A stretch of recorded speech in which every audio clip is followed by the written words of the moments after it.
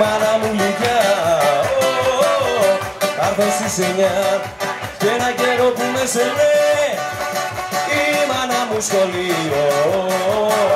Ο δασκάλος μου με βάζε στο πρώτο το κρανίο.